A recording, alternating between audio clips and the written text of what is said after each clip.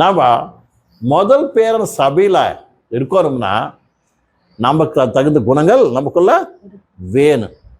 எப்பைத்து நமக்குள்ள அவசரம் இல்லாத குணங்கள் எடுத்து எறிகிறோமோ அப்பதான் அசலான ஆவிக்குரிய என்ன ஆவிக்குரிய ஆலோசனை நமக்குள்ள ஆவிக்குரிய ஜேஷ்ட புத்தி நமக்குள்ள வரும்.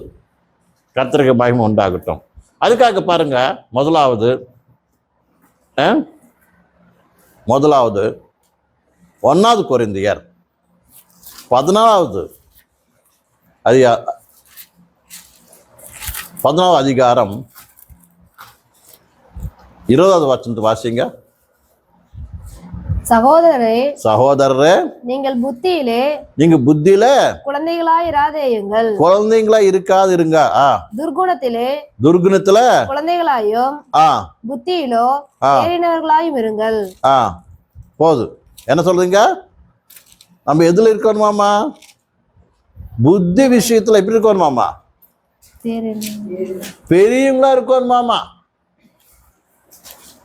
புத்தி விஷயத்துல எப்படி இருக்கணும்? புத்தின்னு அர்த்தம் என்ன?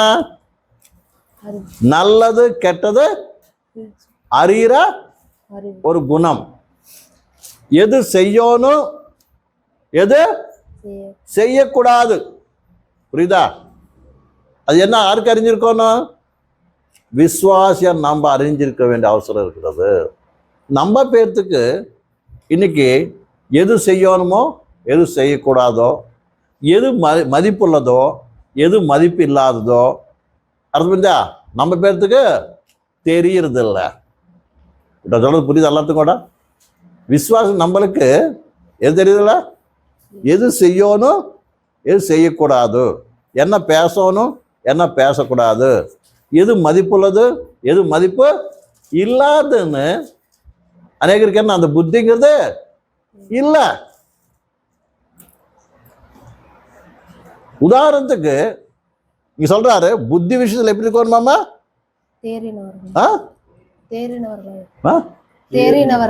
தேர்ந்தவர்களா இல்லமாமா. பாவத்து விஷயத்துல என்ன இருக்கணும்?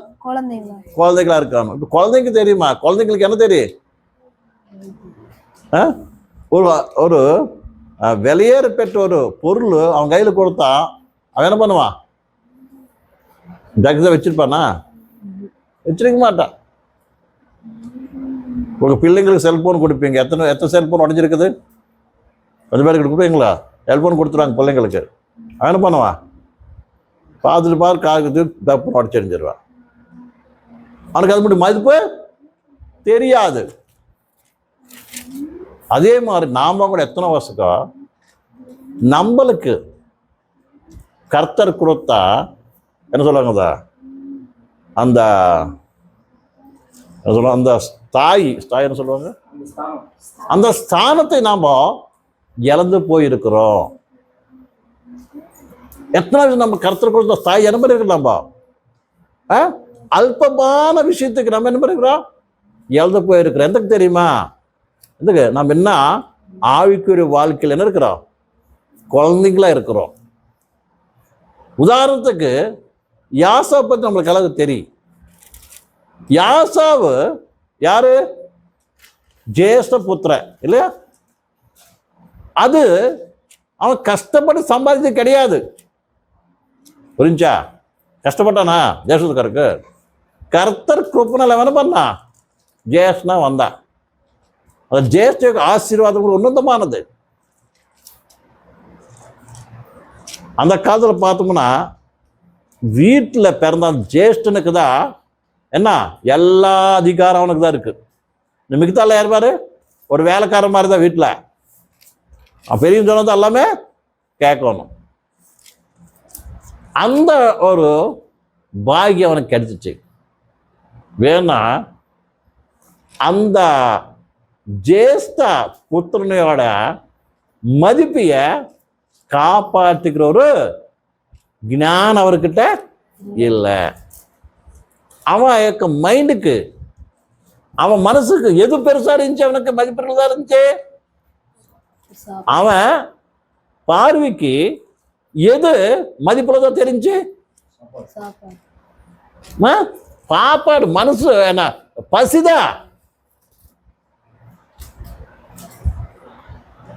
அவன் லைஃபுக்கு என்ன, ஒரு நேர சாப்பாடு தான் மதிப்புள்ளதா இருந்துச்சு. வேணா அவனுக்கு கர்த்தர் மூலமே கிடைச்சா அந்த ஜேச புத்திர பாகங்கிறது அவனுக்கு என்னல மதிப்பா தெரியல.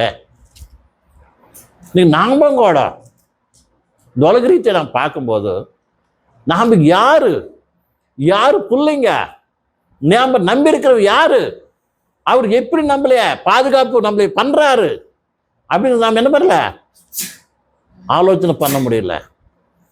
அதுல என்ன பண்றோம், சின்ன பிரச்சனை வந்தாக்க நம்ம என்ன பண்றோம், கர்த்தர் நோக்கி பார்க்க வேண்டிய நாம எது பார்க்குறோம் பாருங்க, எது பார்க்குறோம், நாம பிரச்சனையை பார்க்குறோம். எது பார்க்குறோம், பிரச்சனையை பார்க்குறோம். இந்த பிரச்சனை எப்படி சால்வ் பண்ணணும்னு என்ன பண்றோம், நம்ம புத்தியை பயன்படுத்துறோம். உதாரணத்துக்கு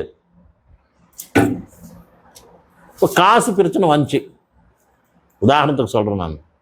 நம்ம காசு இல்லை, இப்போ அவசரம் இருக்குது, காசு இல்லை. உடனே நம்ம என்ன பண்ணுவோம், என்ன பண்ணுவீங்க சொல்லுமா, என்ன பண்ணுவோம், காசு இல்லை உங்களுக்கு என்ன பண்ணுவீங்க, என்னதான் பண்ணியிருக்கிறீங்க இத்தனை நாள் சொல்லுங்க, போய் ஜெபம் பண்ணுவீங்களா, இங்கே போங்க, யாராவது கடன் கொடுப்பாங்க இல்லமோ, எப்படின்னா கட்டிடலாம் இல்லையா, நல்ல சம்பளமாக இருக்குமோ இங்கே ஏதோ என்ன பண்ணுவோம் நம்ம, உடனே என்ன பண்ணுவா, அவங்க கிட்ட வேணும் இவங்க கிட்ட போய் பார்த்து ஓடுவோம், ஜெபம் பண்ண மாட்டான். விஷயங்கள்லாம் புரிஞ்சுக்கணும்.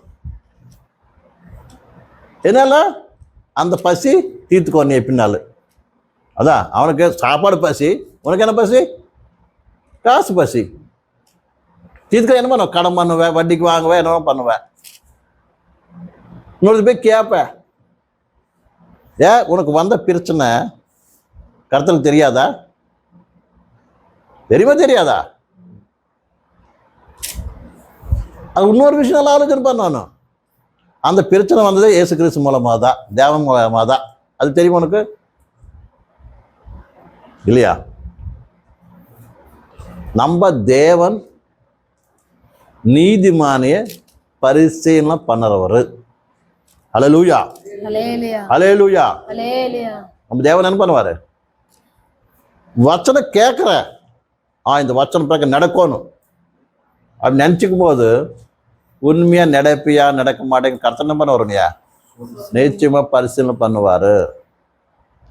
நீ எவ்வளோ வச்சனம் அறிஞ்சிக்கிறியோ, எவ்வளோ உனக்கு விசுவாசம் பெருகுதோ, அதுக்கு தகுந்த மாதிரி கர்த்தர் என்ன பண்ண உனக்கு பரீட்சை கூட வைப்பாரு, பரிசோதனை பண்ணுவாரு. யாராசுக்கு சொல்றதுக்கு நம்ம என்ன மாதிரி ரெடியா இருப்போம் இல்லையா. யாரும் இன்னொரு சொல்றாங்கன்னா அது யாரா சொல்ல உனக்கு காசு கேட்டாங்க சொல்ல ஜெபம் பண்ணுப்போம் கர்த்தர் கொடுப்பாருப்பா, நாமளுக்கு மாத்திரம் நான் மாத்திரம் ஓடுவா. அது சின்ன நோய் வந்துச்சுன்னு வச்சுக்கோங்க, ஃபர்ஸ்ட் என்ன வரும், எந்த மாத்திரை போடணும், மாத்திரைகள் தெரியுமில்ல நம்மளுக்கு, தலைவலி வந்து என்ன போடணும், ஜுரம் வந்து என்ன போடணும், கால் வலி கீழே வலி வந்து என்ன போடணும், எல்லாம் ஏ டு ஜெட் நம்மளுக்கு என்ன தெரியும். ஜெபம் பண்ண மாட்டேன் வேணா ஃபர்ஸ்ட் என்ன பண்ணுவா,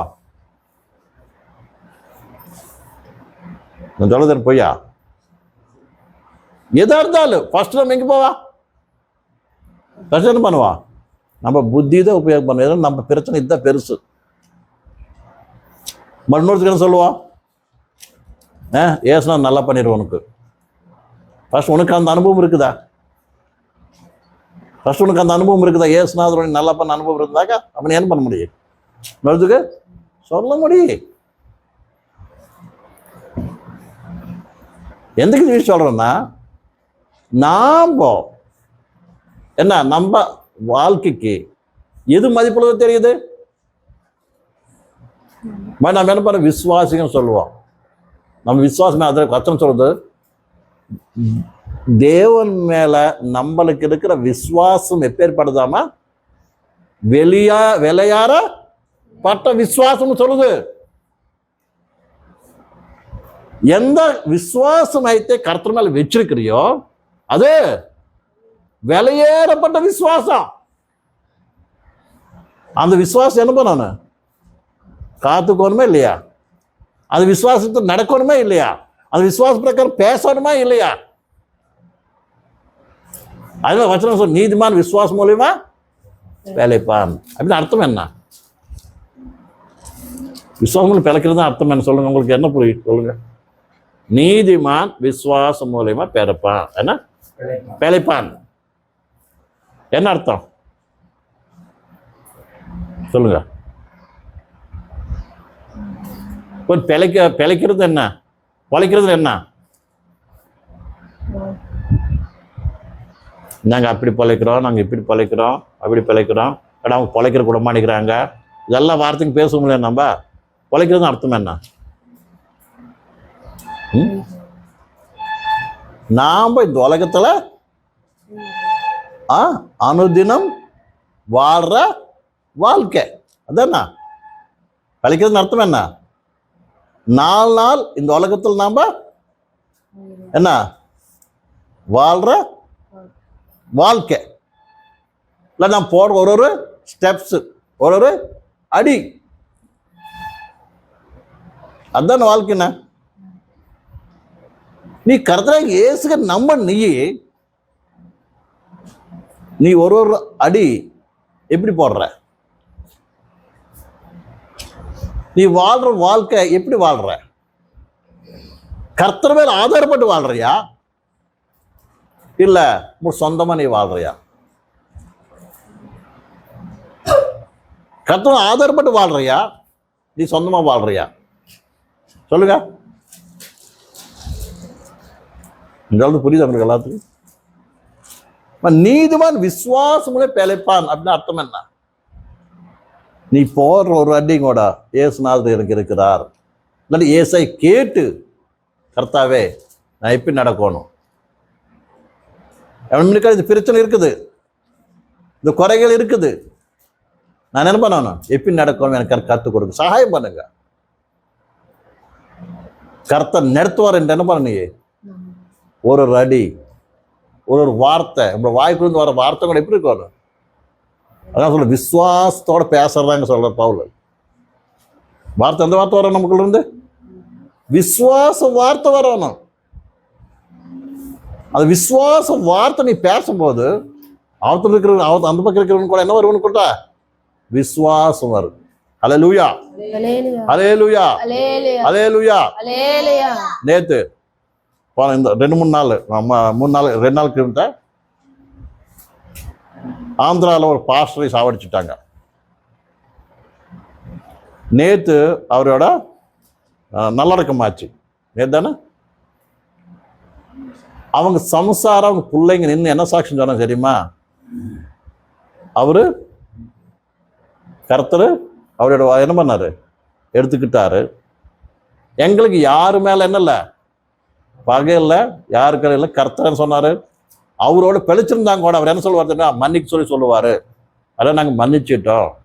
அவர் விட்டுட்டு போன ஊழியத்தை நாங்கள் என்ன பண்ண போறோம், நாங்க மின்னுக்கான கொண்டு போக போறோம் சொல்றாங்க.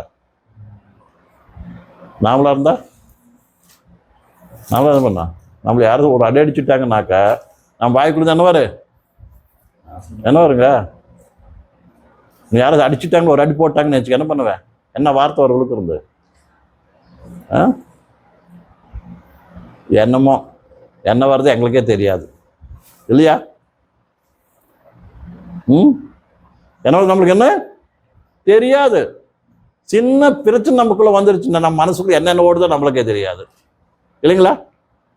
சின்ன பிரச்சனை நமக்குள்ள வந்துருச்சுன்னா என்ன நமக்கு மனசுக்குள்ள என்னென்ன ஓடுதோ நம்மளுக்கே தெரியாது. நல்லா ஆலோசனை பண்ணிக்கணும். உண்மையா நம்ம விசுவாசம் இருக்குதா இல்லையா? நம்ம விசுவாசத்துல நம்ம என்ன இருக்கிறோம், எவ்வளவு வளர்ந்து இருக்கிறோம்.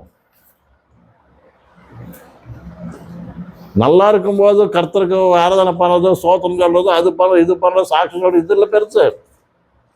நம்ம நிலைமை கீழே மேலே ஆனப்போ அர்த்தம் பண்ணிச்சா உங்களோட வாயிலிருந்து எந்த வார்த்தை வருது, எப்படி நடந்துக்கிற அப்படிங்கிறது என்ன, அதுதான் முக்கியமானது. ஹல்லேலூயா, ஹல்லேலூயா, ஹல்லேலூயா, ஹல்லேலூயா, ஹல்லேலூயா. ஹல்லேலூயா.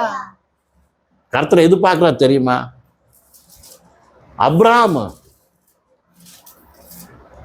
அப்ராம் கிட்ட கர்த்தர் தேவன் உம்படா நீ நேசிக்கிற ஒரே மகன் கொண்டு வந்து எனக்கு அனுப்பன பலி செலுத்த சொல்லும் போது அவரு வாயில் என்ன வார்த்தை வந்துச்சு, அந்த வார்த்தை நல்ல முக்கியமானது. என்ன சொன்னார்? அது என்ன சொன்னாருங்க? என்ன சொன்னாரு அப்ரஹாம்? தேவன் வந்து ஒரு மகன் எடுத்து பலி கொடுக்க சொல்லும் போது அப்ரஹாம் சொன்ன வார்த்தை என்ன? இவன் பைபிள் படிக்கிறது நீங்க எடுத்துக்குமே. என்ன சொன்னாரு? 22:1 படிங்க. ஆதிகாமம் 22:1 படிங்க.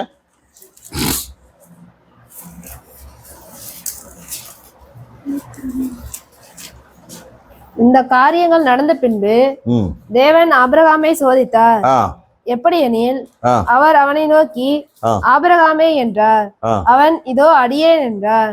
அப்பொழுது அவர் உன் புத்திரனும் உன் ஏகசுதனும் உன் நேசகுமாரனும் ஆகிய ஈசாக்கை நீ இப்பொழுது அழைத்துக் கொண்டு மோரியா தேசத்துக்கு போய் அங்கே நான் உனக்கு குறிக்கும் மலைகள் ஒன்றின் மேல் அவனை தகன பலியாக பலியிடு என்றார்.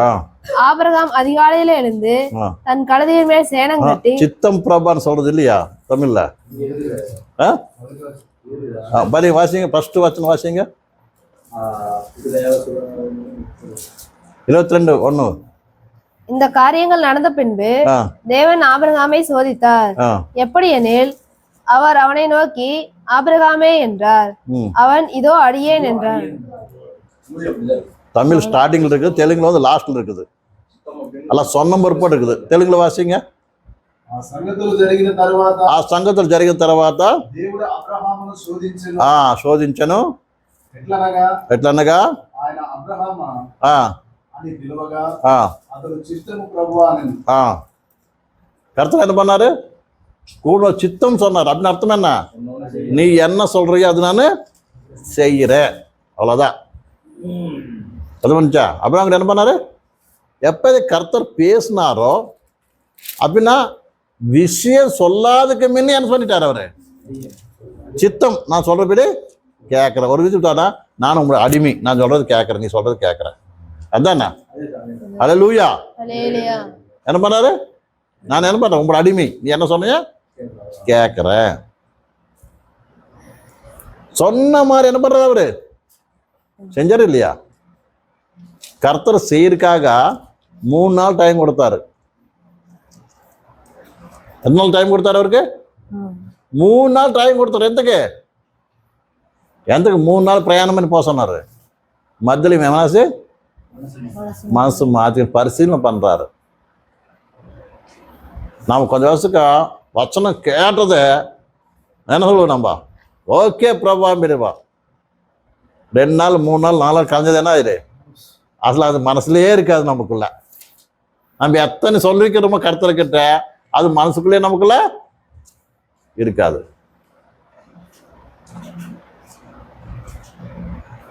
இப்ப ஏற்பட்டா இது கர்த்தர் நம்ம கிட்ட இருந்து எதிர்பார்க்கறது தெரியாது, எதிர்பார்க்கறது இல்லை. என்ன பார்க்கறாரு? என்ன நீ சொல்றியோ அது பிரகாரம் என்ன பண்ண, நீ நடக்கிறது கத்துக்கணும். எந்த நிலைமை வந்தா கூட கர்த்தர் சொன்னபடி செய்யறது கத்துக்க வேண்டிய அவசியம் இருக்கிறது. ஹல்லேலூயா, ஹல்லேலூயா, ஹல்லேலூயா, ஹல்லேலூயா. சின்ன பிள்ளைங்க கிடையாது. சின்ன பிள்ளைங்க என்ன சொல்லுவாங்கம்மா? சின்ன பிள்ளைங்க ஏதோ சொன்னாங்க நினைச்சுக்க, அவங்க நம்புவாங்களா? அந்த பேச்சு எல்லாரும் நம்புவாங்களா? நம்ப மாட்டாங்க. சின்ன பிள்ளைங்க பேச்சு அது. சின்ன பிள்ளைங்க சொல்லுவாங்க, நாளைக்கு மறந்துடுவாங்க. வேணா அந்த சின்ன பிள்ளைங்க மாதிரி நம்ம இருக்கக்கூடாது. நம்ம என்ன கர்த்தர்கிட்ட பேசுறோமோ அதனால்தான் ஜெபம் பண்ணும்போது நீ எந்த வார்த்தை கர்த்தர்கிட்ட பயன்படுத்துறியோ அது பிரகாரம் நடக்கிறது கத்துக்கணும். ஹல்லேலூயா, ஹல்லேலூயா. அதனால கர்த்தர் கூட சொல்றாரு, ஜெபம் பண்ணும்போது அன்னி ஜன மாதிரி என்ன பண்ண வேண்டாம், பேச வேண்டாம். அநேக சொல்ல வேண்டிய அவசரம் இல்லை. என்ன சொல்ற சொல்லு, என்ன சொல்றையோ அது ஜாக்கிரதையா சொல்றது கத்துக்க. அர்த்தம் புரிஞ்சுங்களா? கொஞ்சம் நாள் நம்பி நம்ம என்ன பேசணும் நம்மளுக்கே தெரியாம கத்துக்கிறது என்ன பண்ணுவான்? நீ பேசுற வார்த்தை என்ன, அதே மாதிரி அவர் என்ன கிட்ட பேசுறாருக்குது என்ன பண்ண, நீ மனசுல வச்சுக்கோணும். யாருக்கிட்ட நீ பேசுற? சர்வ வல்லவரான தேவன்கிட்ட பேசுற. உதாரணத்துக்கு யாரும் அதிகாரிகிட்ட போகும்போது அங்கே போய் வீட்டில் பேச மாதிரி பேசுமா, இல்லை நம்ம தெரிஞ்சவங்கிட்ட பேச மாதிரி பேசுமா? முன்னே என்னென்ன பேசணுமோ ஜாக்கிரதை அவசரம் எழுதி வச்சுட்டு போவோம். ஏன்னா அங்கே போன பொறுப்போடு உனக்கு எவ்வளோ டைம் கிடைக்கு? 1 நிமிஷம் 2 நிமிஷம் தான். அதுலேயே நீ சொல்ல வேண்டிய சுருக்கமா அவருக்கு புரியுற மாதிரி சொல்லிட்டு வரணும். இல்லாட்டி வெளியே தொடச்சு விட்டுருவாங்க. அதே மாதிரி நான் பேசுறது யாருக்கிட்ட? சர்வ வல்லவரான தேவனுக்கிட்ட நம்ம பேசும்போது என்ன பண்ணணும்? ஜாக்கிரதையாக பேசணும். தேவன்கிட்ட பேசும்போது ஜாக்கிரதையாக பேசணும். வெளியே பேசும்போது கூட எல்லாத்துக்கிட்ட பேசும்போது என்ன பண்ணணும்? அது மாதிரி பேசக்கூடாது. எதுக்காருன்னா நீ சாமானியமேனா என்ன மனித கிடையாது, அல்லார்த்த மாதிரி நீயே கிடையாது. நீ சர்வ வல்லவரான தேவனுடைய புத்திரர். தேவன் மூலியமா ஜனிக்கப்பட்டவங்க நீங்க. அப்படி இங்கதான் எப்படி இருக்கணும்? அதுக்கு தகுந்த மாதிரி நீ நடக்கணும், அதுக்கு தகுந்த மாதிரி பேசணும், அதுக்கு தகுந்த மாதிரி என்ன பண்ண வாழ்க்கை இருக்கணும். அப்ப ஆட்டோமேட்டிக் நீ பார்த்து என்ன சொல்லுவாங்க? உண்மை இவர் யாரு? எல்லாத்துக்கும் மாதிரி இவங்க கிடையாது, எல்லாத்துக்கும் மாதிரி இவங்க கிடையாது. இவங்க யாரு? தேவனோட பிள்ளைங்க. ஹல்லேலூயா, ஹல்லேலூயா. பாருங்க, பார்க்கறதுல தேக்கல, பார்க்கறது சாமானியமாதான். ஏதோ நாங்கள் கடவுள் புள்ள காப்பட்டு ஸ்பெஷலாக எல்லாத்துக்கும் வித்தியாசமாக ட்ரெஸ் போட்டுக்கிட்டு வித்தியாசமாக இது ராஜா மாதிரி இருக்கணும், அது கிடையாது.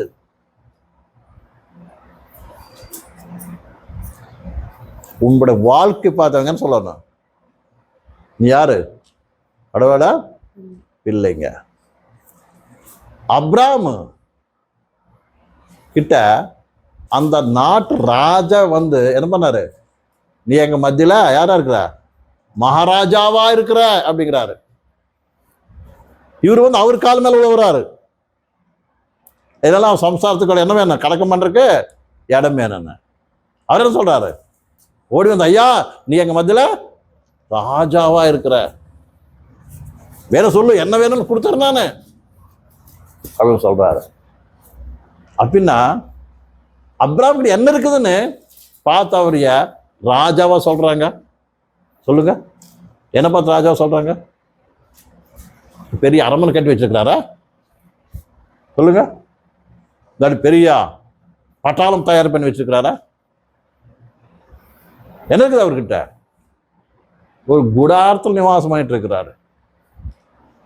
வேறு நாள் அவர் பின்னால தேவன் இருக்கிறத அவங்க பார்க்குறாங்க. அவர் என்ன பண்றாரு? இடம் ஃப்ரீயா கொடுக்குற வாங்கிக்க சொன்னாங்க. என்ன பண்ற? ஃப்ரீயா எனக்கு அவசரம் இல்லை, நான் அது எவ்வளோ வேலை சொல்ல காசு கொடுத்து வாங்கிக்கிறேன், புண்ணியத்துக்கு நீ எனக்கு அவசரம் இல்லை. பாருங்க, ராஜா மாறுங்க எப்பவுமே ஃப்ரீயா எதுவுமே என்ன பண்ண மாட்டாங்க, வாங்கிக்க மாட்டாங்க. யாருக்கிட்ட ஃப்ரீ சர்வீஸ் கூட வாங்கிக்க மாட்டாங்க. அதெல்லாம் அந்த காலம் நீங்கள் கேட்டிருப்பீங்களும் கேட்டிருப்பீங்களா இல்லையா? அந்த காலத்தில் ராஜா மாதிரி போனால் யாரோ தண்ணி கொடுத்தாக்க அவங்களுக்கு ஏக்கர் இடம் கொடுத்தவங்க இருக்கிறாங்க.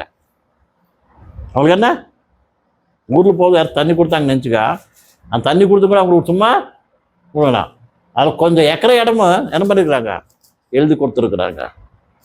ராஜா கிட்ட யார் வந்தாலும் சரி என்ன வேலை செஞ்சாலும் சரி அவன் தகுந்தா என்ன கொடுப்பாங்க? பரிசு கொடுத்துருக்குறாங்க. அர்த்தம் புரிஞ்சா? அப்படின்னு அர்த்தம் என்ன? இப்ப நம்ம வாழ்க்கை எப்படி இருக்குது? நம்ம வாழ்க்கை எப்படி இருக்குது? பிரிய சகோதர சகோதரன், இன்னைக்கு நாம் கர்த்தர் இன்னைக்கு நம்ம முழங்காலிட்டு நாம் பரிசனை பண்ணிக்கணும். என்னன்னு எம்ப நம்பிக்கை யார் மேல இருக்குது? கர்த்தராக தேவனுக்கு வச்சனம் சொல்லுது, பிள்ளைங்களை யாரைத்து ஆஸ்திகள் நம்பிக்கை வச்சிருக்கிறாங்க அவங்க யாரு? பரலோகராஜ்ல உங்க விசுவாசம் எது மேல இருக்குது? உங்க விசுவாசம் யாரு மேல இருக்குது என்று நாம என்ன பண்ணணும்? பரிசனை பண்ணிக்கிட்டு இந்த மத்தியான கால விசுவாசம் என்ன பண்ணணும்? நம்ம பலப்படுத்த வேண்டிய அவசரம் இருக்கிறது. கர்த்தர் இந்த வச்சனத்தைய ஆசீர்வதிப்பாங்க. எல்லாம் கூட முழங்காலிட்டு நாம் பரிசனை பண்ணிக்கலாம். ஹல்லேலூயா, பிரைஸ் காட். ஏசப்பா ஸ்தோத்திரம், ஏசப்பா ஸ்தோத்திரம், ஏசப்பா ஸ்தோத்திரம், ஏசப்பா ஸ்தோத்திரம். ஹல்லேலூயா, ஹல்லேலூயா, ஹல்லேலூயா, ஹல்லேலூயா. பிரியா சகோதரி சகோதரனே, ஹல்லேலூயா. நாம் பரிசனை பண்ணிக்கலாம். Hello, praise God. நாம் பரிசனை பண்ணிக்கலாம். உண்மையா நமக்குள்ள இருக்க விசுவாசம் எப்படி இருக்குது? Hello, praise God. ஏசப்பா ஸ்தோத்திரம். நம்ம எப்படி நம்ம வளர்ச்சி எப்படி இருக்குது? Hallelujah, thank you Jesus, thank you Lord. Hallelujah. பரிசுத்தமான தேவனே, எங்க விசுவாசம் எல்லாம் உங்க மேல இருக்கும்படி கிருபை கொடுங்க கர்த்தாவே.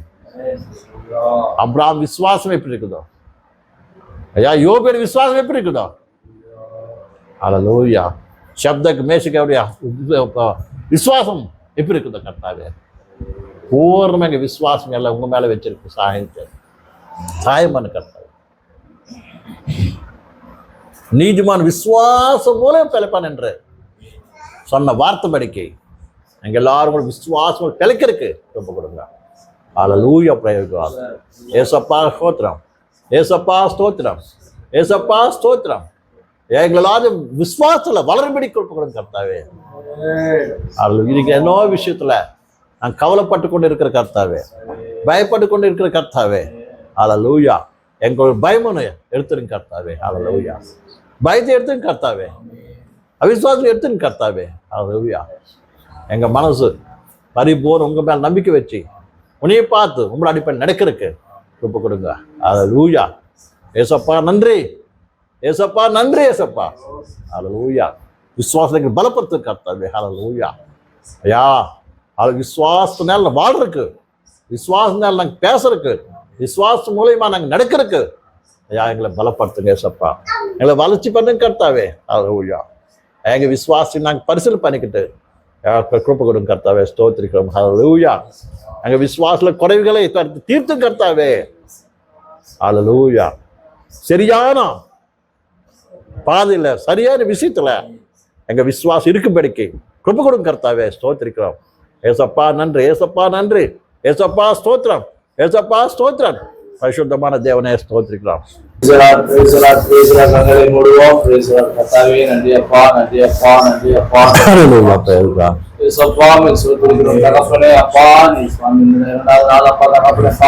மீண்டுமாக சுவாமி எங்களோட பேசின ஒரு வாக்கு நிமித்தமாக நன்றி செலுத்துவோம். நன்றி அப்பா, நன்றி நன்றி நன்றி. பரிசுத்தமானவரே அப்பா, சொல்லிருக்கிறோம் அப்பா, உங்களுடைய பிள்ளையாக தகப்பனே அப்பா, நாங்கள் வளரத்தக்க தகப்பனே அப்பா, நீ திருவு செய்துள்ள சாப்பிடே உங்களுக்கு நன்றி நன்றி நன்றி. அறிந்து கொள்ள அறிவு அப்பா, ஞான புத்தியும் அப்பா தகப்பனே வேண்டும் என்று சொன்ன அவர்கிடாவே சொல்லிருக்கிறோம் அப்பா. உங்களுக்குள்ளே வளர்வதற்கு சுவாமி அப்பா ஒரு பாடாக வளரத்தக்கதாக சுவாமி அப்பா, வளரும் மனுஷனுக்கு தடை அவிசுவாசம் என்பது இருக்காம தகப்பனே அப்பா, விசுவாசமாக எங்கள் வளர்ச்சியில அவிசுவாசம் தடைபடாத தகப்பனே அப்பா, தடைகளில் தகப்பனே அப்பா விசுவாசமாக சுவிக்கத்தக்கதாக அப்பாவுடைய பிள்ளையாக வாழத்தக்கதாக அப்பா மீது அப்பா முழு நம்பிக்கையோடு விசுவாசத்தோடு அப்பா அப்பா மனதில் மாத்திரமல்ல கிரையிலும் அப்பாதாவனே வெளிப்படுத்தத்தக்கதாக எங்களுடைய கரங்களுக்கு ஒப்புக்கொள்கிறோம். காலகட்டங்களை சுவாமி அப்பா நாங்கள் மறைவான விசுவாசியாக அப்பா தேவனை தேவ பிள்ளை என்று சொல்லத்தக்கதாக அல்லாமல் Yes, Lord. அநேகர் காணத்தக்கதாக அப்பா அநேகர் அப்பா உங்களை குறித்து சாட்சியாக சொல்லத்தக்கதாக అవును కర్తావే தொழிலும் தகப்பனே அப்பா நாங்கள் அப்பா தேவ பிள்ளை என்று தகப்பனே வளர எங்களுக்கு கிருபை செய்யுங்க. హల్లెలూయా స్తోత్రం యేసప్పా அப்பா, வாக்கு நிமித்தமாக எங்களோடு பேசுகிறதாலே அப்படியாக ஜீவிகளை ஒப்புக் கொடுக்கிறோம் ஆண்டவரே. நீர் எடுத்து எங்களை பயன்படுத்தும் ஐயா என்று நாங்கள் இடங்களோட சொல்வோம்.